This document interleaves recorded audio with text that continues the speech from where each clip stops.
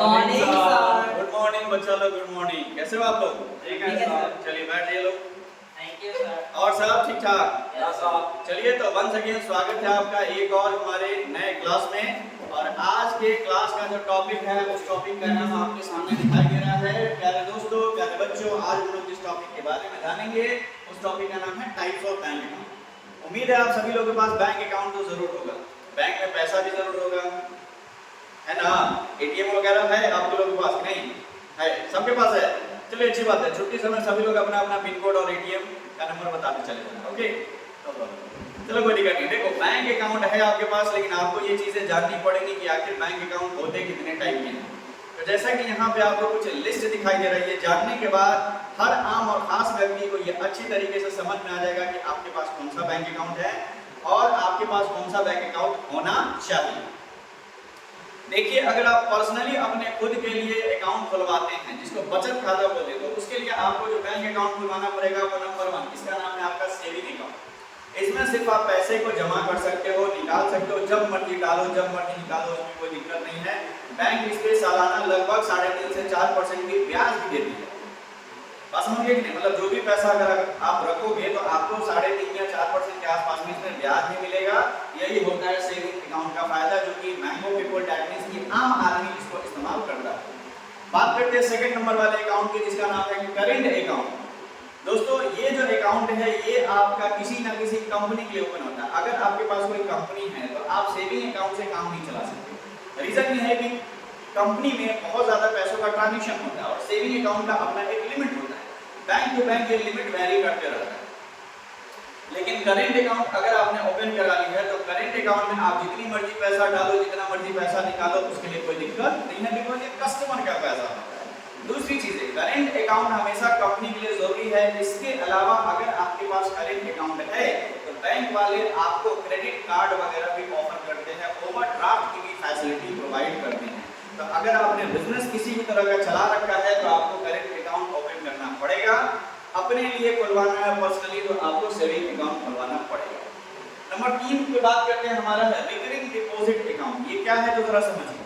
देखिए, बहुत सारे ऐसे लोग हैं जिनको कभी ना कभी पैसे की जरूरत पड़ती है। कमाता तो सब कोई है, सभी लोग क्या होता है सिर्फ कमाई कैलकुलेट करते हैं। देखिए, कमाना इज नॉट बड़ी बात, बड़ी बात है उसको बचाना। अगर आपने 50,000 कमाया, 50,000 खर्चा कर दिया तो आपने कमाया क्या?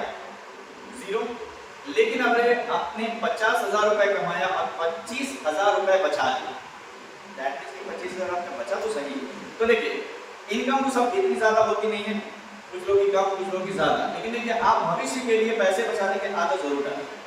रिकरिंग डिपॉजिट एक ऐसा अकाउंट है जो ज्यादातर पोस्ट ऑफिस में ओपन होता है। आप क्या करिए, अपने हैसियत के हिसाब से डेली 100-200 जितना चाहे पर डे आप उसमें जमा करिए। दैट मींस की बात करते हैं अगर 100-200 रुपए की, तो हम यहाँ पे सिंपल से कैलकुलेट कर लेते हैं कि मान के चलिए कि आपने डेली का 100 रुपए जमा किया, तो पूरे 1 महीने में आपने जमा किया 3,000 रुपए। कम से कम 3 साल तक ये आपको चलाना पड़ता है, या मैक्सिमम 5 साल। सपोज करिए 5 साल में आपने टोटल जमा कर दिया 15,000 रुपए। ये 15,000 रुपए कोई बहुत बड़ी थोड़ा गड़बड़ दिख गया, एक बार फिर से कैलकुलेशन करते हैं।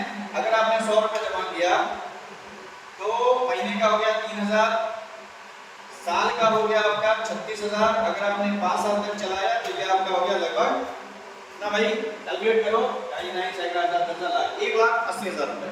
देखो, मान लो 100 रुपए तो आप कहीं भी चाय पानी गुटखा समोसा वगैरह चाउमीन वगैरह खा के बर्बाद कर देते हो, राइट ना?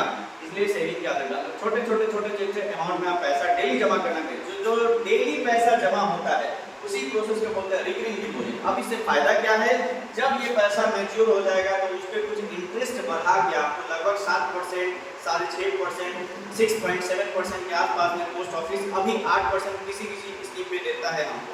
तो 5 साल बाद आपको वो 8% पैसा बढ़ा के मिल जाएगा। तो जाहिर सी बात है इस अमाउंट से कुछ ना कुछ ज्यादा हो। तो जो छोटे अमाउंट का पैसा थोड़ा थोड़ा करके हम लोग जमा करते हैं उसी को बोलते हैं रिकरिंग डिपॉजिट अकाउंट। क्लियर? जमा करिएगा आप सभी लोग, जो भी बिजनेस में कर रहे हो कम से कम इसको स्टार्ट कर देना, भविष्य में जरूर काम आएगा। कोई नहीं जानता है आने वाला समय कैसा रहेगा, राइट? इनकम हमेशा एक जैसी नहीं होती है मेरे दोस्तों, आप ये हमेशा दिमाग में याद रखिएगा। वो कभी बढ़ती है, कभी घटती है, कभी बैंड में जाती है, राइट? चलिए, अगला जो आ गया फिक्स डिपॉजिट। ये उन लोग के लिए जिनके पास अच्छा खासा अमाउंट है, एक बार में 10 लाख 15 लाख रुपए जमा कर दिए, बेटे के पढ़ाई के लिए, बेटी की शादी के लिए, भविष्य में घर बनाने के लिए, बुढ़ापे में रिटायरमेंट हो जाएंगे तो वहाँ पे कोई घर वगैरह बना के अपना सेटल हो जाएंगे। इन सब प्रोसेस के लिए आप एक ही बार में 10 लाख 20 लाख रुपए जमा कर दिया अगर आपके पास है तो, और उसको मैच्योर होने के मैच्योर होने पे वो पैसा आपको विद इंटरेस्ट के साथ मिलेगा। बात करते हैं डीमैट अकाउंट की। तो डीमैट अकाउंट क्या होता है? अगर आप शेयर मार्केट में ट्रेडिंग करना चाहते हैं, दैट मींस कि शेयर परचेज या सेलिंग करना चाहते हैं, तो उसके लिए आपको नॉर्मल अकाउंट से काम नहीं चलेगा। उसके लिए आपको बनवाना पड़ेगा, अकाउंट ओपन कराना पड़ेगा। उस अकाउंट का नाम है आपका डीमैट अकाउंट। दैट मींस कि वैसा अकाउंट जो शेयर मार्केट में ट्रेडिंग करने के लिए इस्तेमाल होता है, उसी को हम लोग बोलते हैं डीमैट अकाउंट। और सबसे लास्ट में आता है नंबर 6 पे आपका एनआरआई अकाउंट। सिंपल सी बात है, नाम से ही है, नॉन रेजिडेंशियल इंडियन। वैसे इंडियन जो विदेशों में रहते हैं वो अपना इस टाइप का अकाउंट खोलते हैं। इनको फायदा क्या है? वो विदेश में भी पैसा निकाल सकते हैं, ट्रांजैक्शन कर सकते हैं और अपने प्यारे देश भारत में भी पैसे का ट्रांजैक्शन कर सकते हैं। तो उम्मीद है आप सभी दोस्तों को ये पूरे अकाउंट्स अच्छे से समझ में आ गए होंगे। अभी तक कितने ही अकाउंट होते हैं ईमानदारी से बताना, पहले से आप लोग सिर्फ 2 ही अकाउंट जानते थे ना, एक सेविंग और एक करेंट, राइट? लेकिन आप 6 जानते हैं। याद रखिएगा, लेकिन रिपीट कर देते हैं। सेविंग पर्सनल के लिए, करेंट कंपनी के लिए, रिकरिंग खुदरा जमा के लिए, पोस्ट ऑफिस वगैरह स्कीम में, फिक्स डिपॉजिट बड़ा अमाउंट जमा करने के लिए, डीमैट शेयर मार्केटिंग या ट्रेडिंग करने के लिए, एनआरआई विदेश में आप रहते हैं तो दोनों जगह ट्रांजैक्शन करने के लिए। ये इंफॉर्मेशन आप लोग के लिए बहुत ज्यादा हेल्पफुल होगा, उम्मीद करते हैं।